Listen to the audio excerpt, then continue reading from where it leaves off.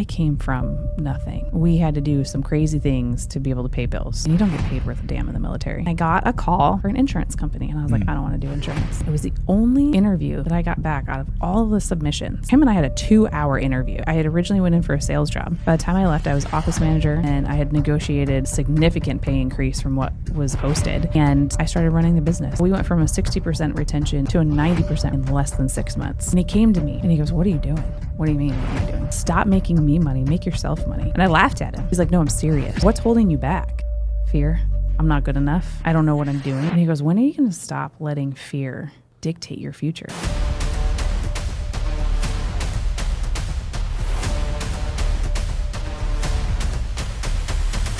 Guys, welcome back to Level Up Podcast. This is Paul Alex. We're currently ranked number 1 in categories, in all categories, and number 1 in business because of you guys. Thank you for the 4 million downloads last month. This month, we are shooting to 5 million. All right, Millie, we're going to make it happen, right? Yes, sir. That's right. All right, with that being said, we have another phenomenal guest at the Level Up where we're going to be talking about growth. Okay? Growth is the key needle mover for this story, and you guys are going to love this. She's president and owner of an insurance company for the past 14 years. This insurance company is massive, by the way. Okay, so you guys are going to love this. For all my insurance gurus out there, you guys are probably tuning in like, who's this? All right, but we're going to educate you and entertain you guys. She also has a phenomenal podcast where she talks about growth, overcoming critical incidents, and also she's from the military. We love military folks, okay? Thank you for your service. Air Force for 12 years. But she's also going to be talking about bad relationships, motherhood, and how you guys can overcome this with your limiting beliefs. That's what it's about. It's about leveling up. Welcome to the show. Thank you for having me. I'm so excited. I'm excited too. It's going to be good. It is. It's going to be fantastic. So, for the people that don't know you, who are you? And give us a little bit of a preview in your background. My name is Kassie Kennaugh, and I am prior military, like you said, 12 and a half years cop. I was also a firefighter.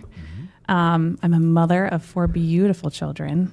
And now I had an insurance company that I actually grew, I sold, and now I'm the president of an insurance company. So it's been quite a journey for me. Quite a journey. Yeah. So let's talk about it. Right now, you've been in the insurance game for 14 years. On and off, yep. On and off. And we'll start off with that because everybody knows insurance, right? So what would you say would make somebody be great in insurance? You have to. So here's where we're going to talk a little bit about changing the insurance game, okay? You can be a great salesman all day long. Yeah. Right? And you can sell cars. You can sell ice to an Eskimo. Any great salesman can. The point for insurance is teaching people and having a relationship. That's a good insurance salesman, right? Because really you're not selling anything, you're just creating relationships. That's how I built my agency. You teach people that they matter and not their money. That's the difference. Yeah. So if you really, if you're in insurance right now and you're trying to figure out how to change your game, how to grow, how to scale, change your outlook on what insurance is. Yeah. That's what I would tell people. I tell my team that right now. Every little guy counts, right? Every little guy counts. And so you're helping that person. Are you helping them put money back into their pocket? Are you helping them actually have like that education piece of, hey, I know I'm insured. Now we have confidence. You're building confidence. You're building that relationship. And now they're going to go talk to other people and be like, who's your insurance person? Do you talk to them? Yeah. Do you know their name? Did they know your name? Like, that's a huge thing. Do they know your kids? Yeah. In my old business, I had 2,723 clients. Wow. And I knew them all. Yeah. I mean, that's the way it's supposed to be. I feel like, as I start hiring younger and younger folks coming into sales. You're just saying that we're old. Come on. We're old school millennials. That's right. Yeah. We're old school millennials. Yeah. We're the best. Okay. But when it comes down to it, we're so used to talking to people in person like this. Yeah. Right? Being relatable. They don't know how to do it anymore. Being able to go ahead and extract information. Yeah. Right? Getting to really get to know someone.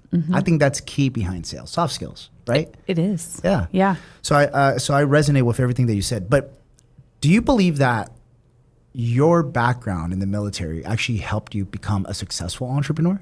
Oh my gosh. I am so glad you asked. Yes. Because it taught me perseverance. You know, entrepreneurship is not easy. No, it's not. It is like, I mean, you have gray hair. Yeah. We all know why. You're an entrepreneur, right? Well, I got it when I was a cop. So, let's be real. Mine's from the kids. Yeah. But no, being an entrepreneur, you have to be able to persevere. You got to adapt and overcome. You have to think outside of the box, right? Yeah. You do have to follow orders, but what is that order and who's making those orders? Right. Are you now giving them? Yeah. Right. And so for me, being in the military taught me how to not take things personal, how to adapt and overcome, how to push, how to grow. The outlook is completely different. Prior to the military, I was very meek. I was destroyed emotionally and mentally, and the military brought that confident woman out. Yeah. And there's a friend that we were talking to last night, and they said, you have this huge barrier, you have this wall, you have this shield. Part of that was built in the military. Yeah. I'm shielding myself and I'm protecting myself. And as an entrepreneur, that's what you're doing. You're protecting what's yours because you're proud. Right. Right. And you have to be able to take that shield and let it down at times when you're an entrepreneur, to be able to grab those people and bring them in. Right. But it's hard. Yeah. The military teaches you to be tough. Mm-hmm. Yeah. But you know what? In the military, it shows you how to be disciplined, be a leader. Yeah. Be able to build relationships. Why? Because it's needed. It's the fundamentals when it comes to life, right? To actually being an active human being in this organization or in this world. Productive human, right? Yes. Yeah. So when did you actually get into the military? So I went in the military at age 19. So, oh, wow. Right off the gate. Well, so kind of. So I traveled. I was an exchange student. So my senior year of high school, I graduated in another country. I came back. Whereabouts? Brazil. Why Brazil? That's where they sent me. I'm so glad they did. You were basically voluntold. Yes, exactly. Yeah. So again, I loved it though. So part of that actually helped the military because I had to learn how to adapt and overcome at the age of 17. Yeah. Because I didn't speak the language, I didn't know the people, and I had to learn how to trust unconditionally because I'm walking into somebody else's home and they are raising me for a year. No, absolutely. And then you probably stand out like oh yeah, no other. They're probably like, wait a minute, 1,000%. Yeah. Who is this? Yeah. I'm sorry, blonde hair, blue eyes in Brazil. Yeah. Mm-hmm. Yeah. So that happens. Yep. And then how do you get into the military? So I came back. My brother and I actually tried to enlist at the same time together. So my younger brother, and we were going to go Marines. Okay. The Marine recruiter, I know. Give me the look now. I chose better. Okay. Love it. No. But the Marine recruiter looked at me and he laughed. And he said, I think it's great that you want to do this, but physically you're never going to be able to because I was 300 pounds. Wow. So when I went to Brazil, I gained 150 pounds. Good food. Oh my gosh. That and alcohol was amazing. Told them that last night at dinner. I was like, guys. So, and they can drink at 18. Yeah. Yeah. Yeah. So I came back and I'm like, what am I going to do? I want to join the military. This is my way out. Right. Right. I don't want to be here anymore. And that's because of past trauma. Right. And where was here? Michigan. Michigan. Yep. So my hometown. And so the Marine was like, yeah, sorry. The Air Force recruiter, and this is part of the reason I joined the Air Force, he looked at me and he said, do you really want to join? Yeah, I do. Then go do it. Yeah. Why not? So I did. So at 18, from the age of 18 to 19, I lost 150 pounds. How'd you do it? What's the secret? Chicken. Most people are very like, what? I eat chicken all day, every day. But guys, here's the thing that she's not telling you. It has to be portions, okay? That's where I made the mistake. Well, portions, and then the job that I had, I had to, you can choice. And you'll hear me talk about that a lot in my podcast and just speaking. It's choice. You got an elevator and you got steps. Which one are you going to choose? I chose steps because that was one way, along with my chicken, that was going to help get rid of the weight. Yeah. And so that's what I did. I ate a ton of chicken, took out all sugars, stopped drinking sodas, and I pushed forward. And and so I did. I lost 150 pounds. I joined, and then, I was number one. I graduated number one academically. I don't know what you guys call it, but it was dorm chief. So we, number one there. And then physically, I was literally number one. And no one, not even my parents, believed that was something that was capable. Wow. And why do you think that? So my parents didn't know what happened to me, right? So I was raped in school. I was drugged and raped. Wow. And as a joke. And they didn't know. I held a lot of that from them. So I had a lot of pain. It is a lot of pain, yeah. And I held that from them. I held my eating disorder. Yeah. There's a lot of depression, a lot of anxiety. The drinking, I drank a lot, right? And so they had no idea. Yeah. And so they see a girl who is their only daughter, who is required by statute to prove herself. Like, you have to get good grades. You have to be great at softball. You have to be great at hockey. Like, there's no option. Right. Well, for me, that's a lot of pressure on a child to be perfect. Like, let me hold you on this pedestal. I don't want to be on that pedestal. That's where the eating came in and the drinking and so on. And so when I went into the military, I was leaving for MEPS, and I love my parents. We have an amazing relationship. My parents looked at me and they're like, we really hope that you make it, but if not, we'll see in a few weeks. So it was already the doubt of, you're not going to make it. Yeah. Destroyed me. So what happened for 8 weeks? I was focused. Like, I got yelled and screamed at. I got talked down to. I mean, I don't know how many times my face hit that pavement. Yeah. And I just pushed through. And they didn't make it for my graduation. And that for me was a sign of I'm alone. I'm going to have to push through this world by myself. Yeah. And as an entrepreneur, I still kind of have that mindset of, like, this is me. Yeah. This is my baby. This is my livelihood. Nobody is going to take away my entrepreneurship. Right. So, yeah, there's a lot, Yeah, that's hard. I feel like, a lot of people, they get into specific situations in life, and they just let it consume them for years. You had a situation happen to you, and you essentially took that pain and you made it productive, right? Even your parents not believing in you, right? Yeah. I always tell people this. It's just like, if you have people around you that don't believe in you, extract yourself away from that environment. So I think what had happened for you, God put you on the path of, hey, I'm going to take you out of this environment because there's no one there supporting you. And they put you in a supportive environment, like the military, right? It's military, it's built on more teamwork. Yeah. Getting it done together. Yep. Right? We have one of my nutrition fitness guys out here in the hallway. Amazing, by the way. Planet Mike, Big Mike. He's a big teddy bear. Big Mike is great, guys. Yeah, he's great. And but he's big on team. Yeah. Huge on team. He's just like, dude, I just want to be there. I was just like, all right, let's do it. Yeah. Right? Yep. So I worked with a lot of military folks, being my time in law enforcement, and I think it's great. I think that it's a big needle mover, the fact that you've expressed that on this podcast, because there's going to be a lot of people that listen to this, and they've been in bad situations, and they just do not have a support system. No. And I think it's very important.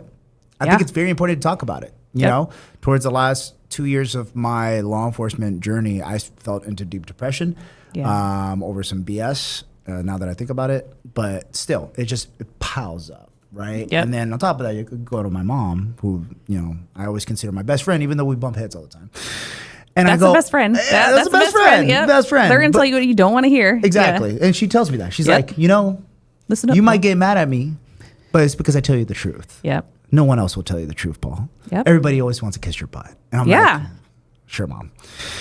But when I went to her, back when I felt in deep depression, I told Mom, I'm depressed. Like, this is not cool. Like, I don't want to get out of bed. I don't want to do anything. She goes, you'll get over it. Depressed about what? That's just the way it is. That's the way my mom is. You know, she was a single mother. Raised me since I was 2. I love her already. Yeah. She's a G. She's everything. She did it all, right? So the fact that she raised me to be the way I am, I mean, kudos to her. But no, I completely understand. And sometimes you have to separate yourself from that environment. You got to go somewhere where you're inspired. Yep. Where you start being around people that want to essentially help you level up. And it's, I think, a big cheat code. It is. So I think you going into the military actually build you up to be successful in life. So 1,000%. Yeah. And here's what I tell everybody. God doesn't do things by happenstance, right? He prepared me for my journey now with everything that I went through. Yeah. Right? And so I'm able to sit here and talk and be here and go through the things that I did and grow because of all the stuff that I had to go through. Absolutely. Right? And you look at it and in that moment, when you're depressed and you're anxious and you're just miserable and suicidal, you're like, life sucks. I'm never getting out of this. And now hindsight 2020, you're like, what was I really depressed about? Yeah. And your mom said it perfect. About what? Yeah. But in that moment, you don't know. You don't know. You don't know. No. And so it's okay. Yeah. If you could understand at that moment that it was okay to be depressed. Yeah. That it was okay to be in that point because God has a bigger future. Plan. He does. Bigger plan. What's his goal for you? You don't know, but you just better ride it out because it's going to be great. It's going to be great. And eventually, I always say this. Number one, it could always be worse. Yeah. It could always be worse in life, right? But then number two, when you guys ever go through critical incidents, and this is for any listeners and for us too, we always have to reflect. Okay? We always have to reflect and remind ourselves that, hey, this is just happening now. Yeah. It doesn't mean that it's going to stick with us for the rest of our time here on Earth, guys. And if we do, it's because we are going ahead and we're just absorbing that negativity or that bad moment in our life. But I'm going to tell you, keep it. Yeah. Let it stick with you. Yeah. Because how are you going to take what has happened and make it better for you? Don't ever, and this goes for a lot of entrepreneurs and this goes for a lot of people who have been through a lot of things, right? Don't ignore, don't forget what you went through. Yeah.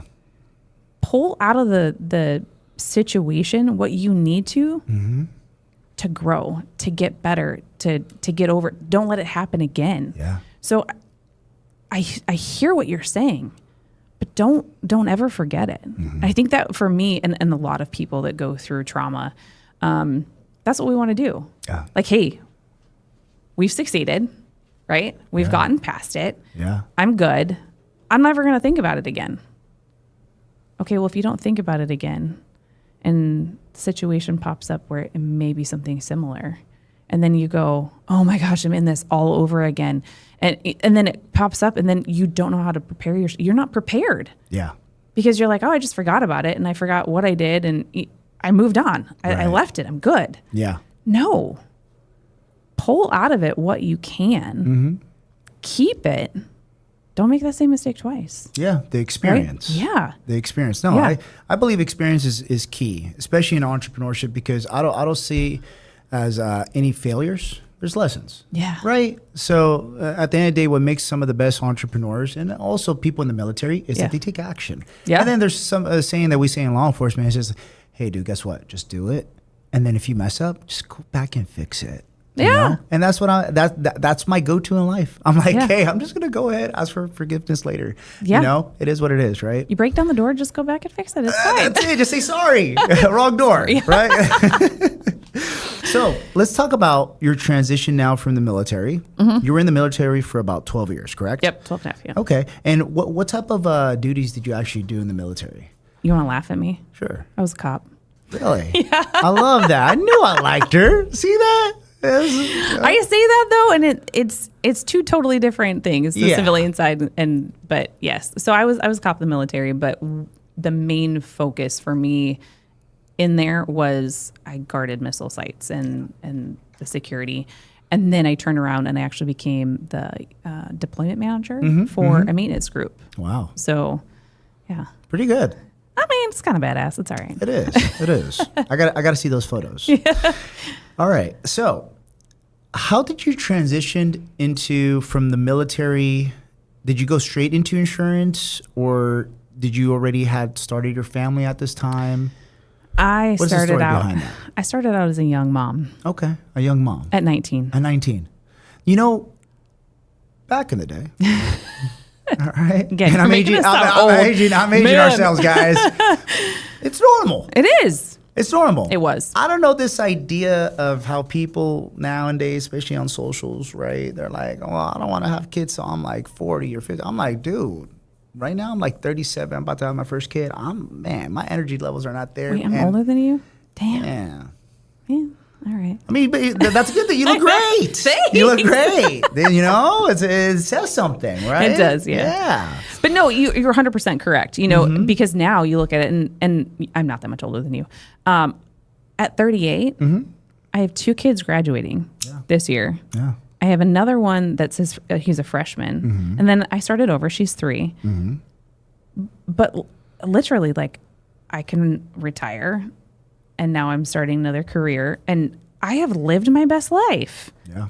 And now I get to watch at a young age, because I am young. Yes. At a young age, I get to watch my kids grow, have kids of their own, and still be that happy, energetic Nana, you know, at that point, or travel with my kids, or I'm not old. Yeah. I don't know if I could ever think, I mean, when I had my daughter at 35, Game changer?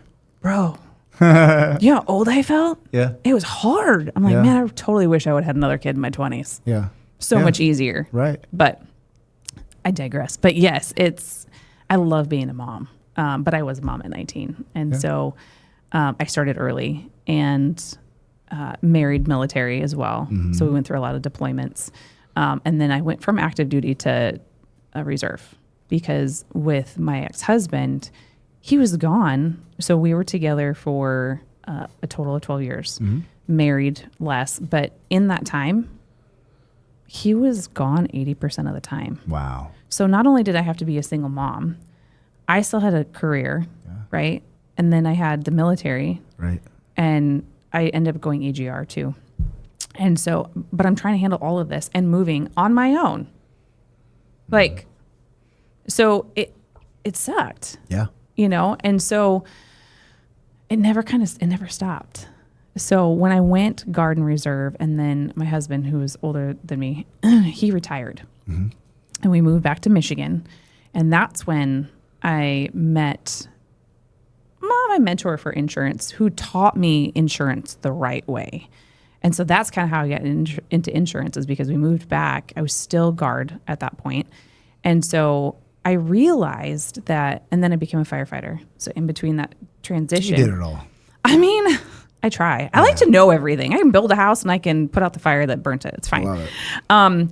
But for me, it was, okay, let me ask you a question. Sure. When you were a cop and you were dealing with that critical incident, Yeah. and you're dealing with that death, you're dealing with that horrible car accident or kidnapping or whatever it was, Yeah. and then you had to go home and you don't know what ended up afterwards. Yeah. How'd that stick with you? Yeah, I would think about it. I would think about it until the next day, and then I would find out what will happen. Yeah. But again, there was nothing that you could do. You'd find out what happened, but if it's meaningful to you, right? and you couldn't do anything past that. Yeah. That drove me nuts. I know. My purpose in life is to serve, Yeah. right? To serve people. And as a cop, as a firefighter, the only time that you can help that person is in that moment. Yeah. And that's it. Yeah. So, and that's hard. And the reason why I say it's hard is because, what I had to find out, especially working for the city of Oakland in California, in that place in itself, I mean, I've worked with so many Marines, Navy, Army. Yep, I even had an active commander that ran like special forces for the Marines during that time when I was working there. And I would always talk to him. I'll be like, hey, so what is it? Is it worse when you get deployed or is it worse here? And he goes, hands down, you guys are living it every day. yep. When you get deployed for probably a couple months, a couple years, Yeah. and then you're done. But here, Yep. I mean, you got people working 15, 20, 30, 50 years, whatever it is. But what I finally came to realize is that, number one, you're one person. So it sort of sucks because when you go with the intentions of being a first responder, Yeah. and you want to help the world, right? Yeah. You want to help people. You want to give them the shirt on their back. Make And a difference. Make a difference, Yeah. right? Yeah. You find out very quick how, number one, the government works, the chain of command works.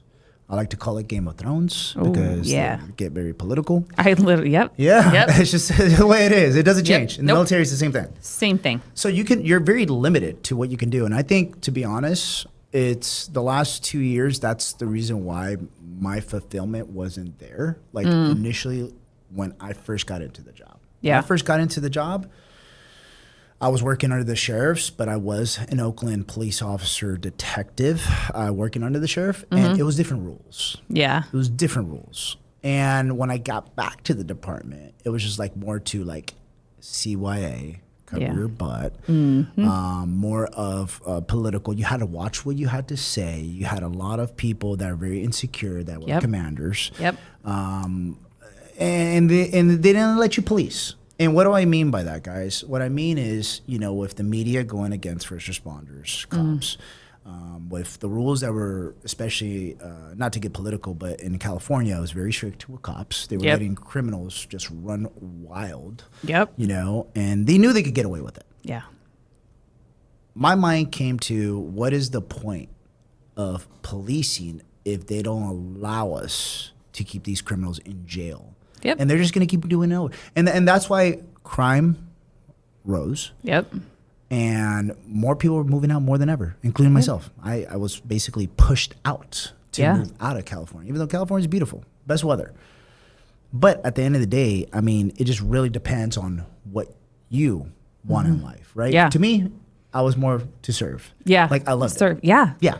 I enjoyed the job. It's a mindset, right? is. To be willing to serve. And again, it's a great personality trait to have as an entrepreneur, serving people, right? Yeah. For me, insurance, I get to serve people from the time of disaster until the day that they say, hey, Kassie, I have a kid that is going on the insurance and, here we go. Yeah. Okay, great. I literally get to be there through the whole process and after they're put whole again. Yeah. Like, to me, it's so weird. Nobody looks at insurance and like, man, that's sexy. No, that's not how it works, right? Nobody likes to talk insurance. Right. But when you take the insurance aspect and the business transaction out of insurance, what do you have? Yeah. You You have a relationship. You do. You have a purpose. And your purpose is to serve your clients. Yeah. You're And right. so that's where I had this amazing boss who taught me, do things right the first time. And then the underwriters will love you and they'll never question you ever again. Okay, great. But then two, insure the person's house correctly. Yeah. Insure their cars correctly. Because and every state's different, but when they get in that accident and they're not at fault, what are you going to do? What are they going to do? What's their first thought process? Right. I want to change that. Yeah. I want to change that process, right? And then that's where the fire came in of like, yeah, I love this. Teach me more, teach me more, teach me more. Right. And so I was a lonely old, CSR, customer service rep, helping, we had to be licensed, but that's all I was doing. And I was just helping, the farmers put tractor equipment on their policies and, That was it. It was nothing fantastic. It was nothing spectacular, but I learned, and I learned how people ticked, and I learned what they really wanted, because I would be that front line. Oh, as soon as they walked in, and they're just fired up, and you're like, oh, okay, so this is what people get upset about. Right. This is what they want to know. Okay, how can I prevent that in the future? Yeah. So again, you take all of my training, and okay, that's great. Then I left. Yeah. And I moved. And I was working for a company during COVID. Not ideal. God's plan, though, because I was able to be at home schooling my children, which they needed, right?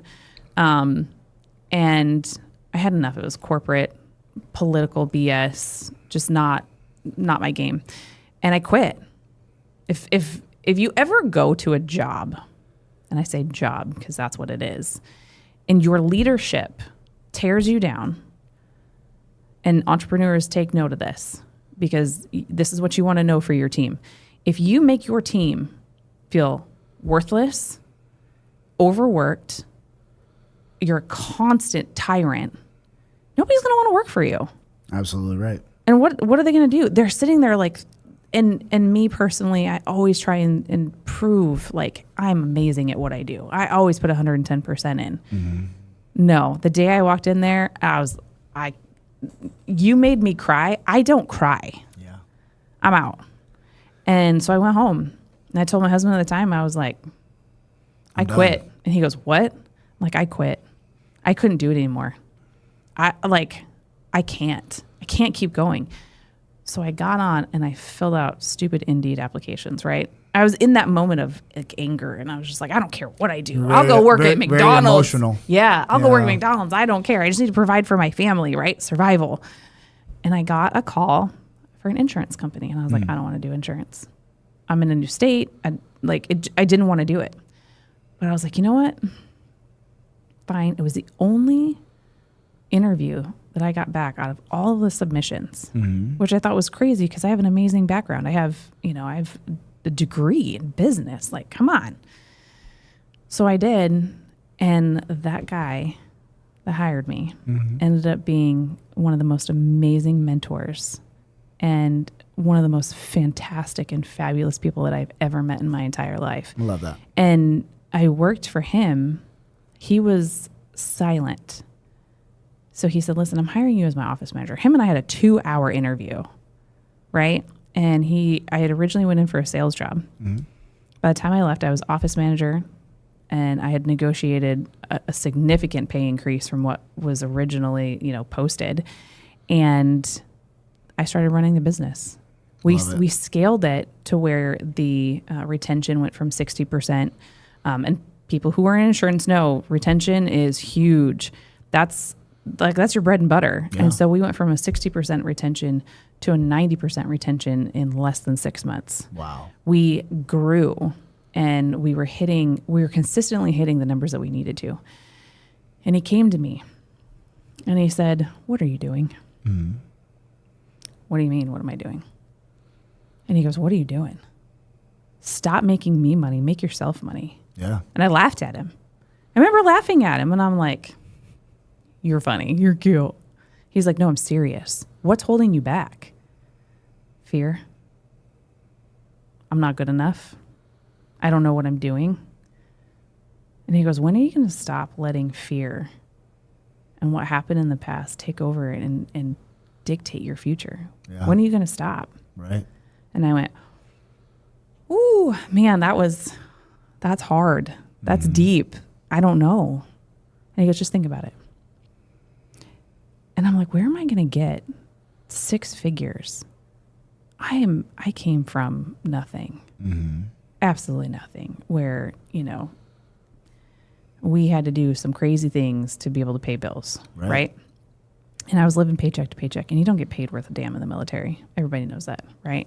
Single mom. I had zero money to my name. I don't even know how to finance anything that's not a car or a house. Come on. Right.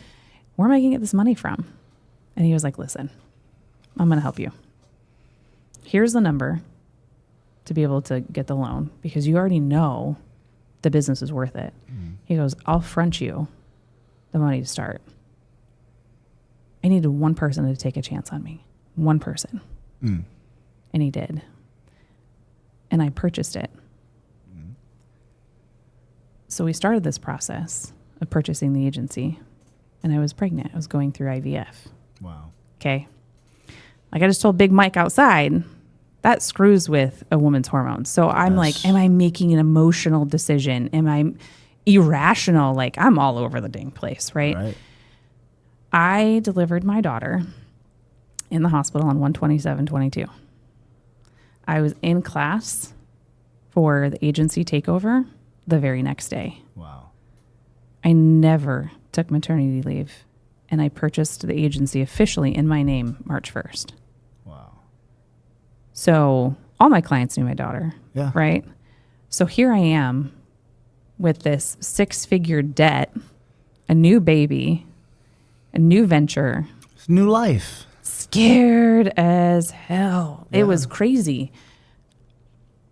But I took that and I changed the way that people saw me and insurance. Absolutely. And once I figured out, and again, paying attention, right? The people that come in, what are they complaining about? What's the problem? You just have to listen. You have to listen to people, and they will tell you what they need. They will tell you what they want. That's the key to life. Just listen. And so I did. And I scaled it 400%. I love that. And I look back now, it was the greatest adventure, the hardest, the most stressful, because you're the boss. You have bills to pay. You have overhead expenses. your You have the team. liability. Yeah. Well, and for me, it was the team. Like I have mouths to feed in my office. Families. I can't let them down. Correct. And so I was able and blessed to be able to sell it 30 days prior to the 3-year mark for a whole hell of a lot more than what I bought it for. Well, I love that. Yeah. You were able to exit. I That's did. great. I did. So I exited, and my boss now was like, I need you because we want to shape like your mindset, your drive, what you stand for. That's what I want. I want that woman. And I'm like, okay. I think it's very inspiring because you were able to go ahead and have the social proof of a startup insurance company, build it up, exit. Yep. And now, you have other people that want to come and insert you as a consultant, essentially. Yeah. You should consider doing a consulting agency if you're not already. Well, that's how I started. Yeah. I mean, I told him because he tried, and I was like, I don't know. Like, I don't know, right? Like, what is my future? I don't want to make the wrong decision. Yeah. So yeah, I consulted. I'll help you. And I told him, I said, I'll help you.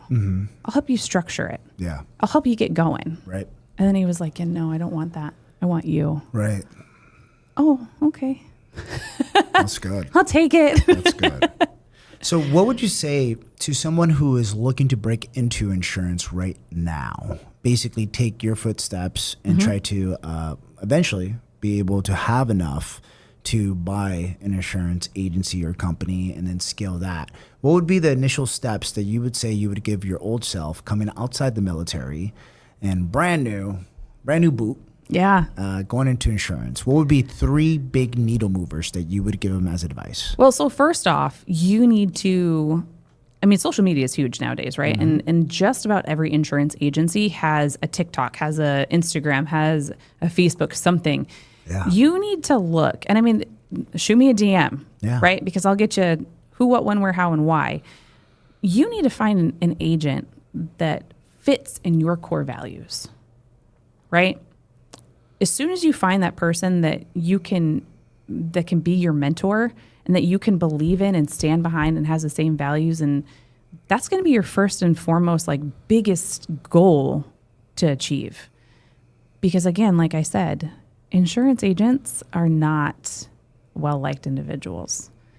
And especially if you're a female wanting to be in the insurance industry, that's a male-dominated role. Yeah. And it's hard. Right. But nobody likes insurance agents. They're money hungry. if that's what you want to be and that's the type of agent you want to be, again, find that one, right? And then set yourself a list, right? You need to write out, here's where I'm at. Here's where I want to be. Here's the type of agency that I want to own. Here's my values. Here's my core. What's your mission? Once you have all of those and you have the person that you're looking for, right? You're like, man, I'm going to follow that person because what they say, what they do is great. But you have to find your own unique message. How are you going to be different than the Joe Schmo that you're watching as a mentor, right? Yeah. And so as soon as you have those, okay, now you need to find a consultant. Now you need to find somebody that has the inner workings of, this is how you get a loan. This is where you go. This is how you determine if you're going to purchase an agency or you're going to start one by yourself. Those are two very different things. Yeah. One's very expensive and one's really expensive and really stressful. Yeah. Right? Because purchasing an agency is actually easier than you think. Wow. Because they're for sale all over. Yeah. Right? And then once you find that book, if you're going to purchase one, you really there's certain things that you're going to need to know. You're going to need to know, is it profitable? What's their ROI? What's their turnaround? What's their profit and loss? I mean, there's a lot of different things when it comes to a book of business for insurance that people are like clueless about. Yeah. So I would say, DM me, obviously. Well, there you right? go. Where can they DM you? DM me, Kassie_712020, or the Hot Mess Express, 2 T's on Instagram. But that's what I would tell them, because you're going to want to find that person that's willing to educate you and help you with your goals. Yeah. You have to. So those would be my 3. I love that. It has a lot to do with my core values of self-education. Yep. Number 1. Yep. Number 2, finding a mentor. Yep. Because as old school millennials, yeah, we never really used the word mentor. No. It was usually a parent, a friend, a coworker, grandparent, someone who gave you advice and you never really processed it as they're mentoring me. Right. I feel like mentoring really is being used or was really put into place the last 5 years, and it's because of social media. Like, find a mentor, right? You got all these business gurus saying mentor. And I never thought of it like reflection. Once again, I was just like, dude, the reason why I was able to do all this cool stuff in law enforcement because I had mentors. Right. I was just like, aha moment, right? Yes. But that's later in life. What would you say is the biggest needle mover for people currently right now in the military that are trying to find, number 1, purpose, and number 2, what would you recommend that they do to find that purpose? Let's go deep. Oh, this is deep. I love it. Okay, so people in the military have a really hard time when they exit into the civilian world of finding their purpose. Because while you're in the military, you're given your purpose. We have a purpose. And I have goosebumps because this is so this is deep. So in the military, your purpose is to save America. It is you've dedicated your life, whether you go on a combat zone or not, you have dedicated your life to keeping America safe. Yeah. I truly 100% believe in that. When you get out and you go, okay, what's next? There's actually a transition in the military before you go to get out. There's classes and stuff that they used to, I don't know anymore, they required you to take, because it is a mental debilitator to go from being needed, having a purpose, to going out and going, do I go sell shoes? What do I do? And then the jargon in between. So military jargon is, it's fun because it doesn't translate in the civilian world. And so they have all of these amazing skills that we had talked about, right? Yeah. You have all these skills, but normal civilians are like, what does that even mean? Like, what did you do? You built, I don't get it. I can't tell you how many times that's how a conversation went. A sentence was never finished because they just don't understand. Find what makes you happy, right? when you get out of the military, a job should not be a job. It should be a passion, right? And so many military members get out and they're like, I'm going to go be a cop because there's a purpose. Very true. Yeah. Right? There's a purpose. Like, I've got my team, I've got my camaraderie, I've got my purpose, like, and I get to use my training, and then they get in and they are so mentally not okay. They're just like, this is not what I signed up for. This is not how it is. Every man for themselves. You know what I mean? And so they struggle. Well, I'm going to go work construction. Okay, sit down. There in every single state, okay? In every single state, there is a veteran employment representative that can sit down with you, and they have been trained to go, okay, this is what you did in the military. Yeah. Here's how it translates into the civilian world. Right. You don't think you have that skill, but didn't you do X, Y, and Z?